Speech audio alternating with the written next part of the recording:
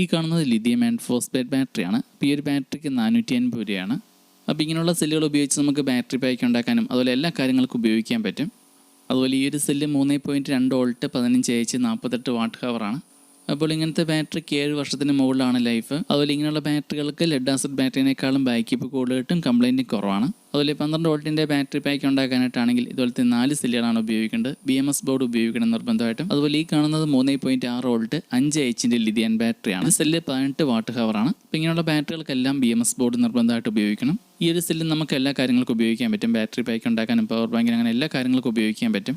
അതുപോലെ ലിഥിയം ബാറ്ററിയൊക്കെ മേടിക്കുന്ന സമയത്ത് WH അതായത് വാട്ട് ഹവർ ഇത് മെൻഷൻ ചെയ്തേക്കുന്ന ബാറ്ററി നോക്കി മേടിക്കുക. അപ്പോൾ ഇങ്ങനെയുള്ള ബാറ്ററി ആണെങ്കിൽ ലെഡ് ആസിഡ് ബാറ്ററിനേക്കാളും കൂടുതൽ ബാക്കപ്പ് കിട്ടും, കംപ്ലൈൻറ്റ് ആവില്ല വേഗം.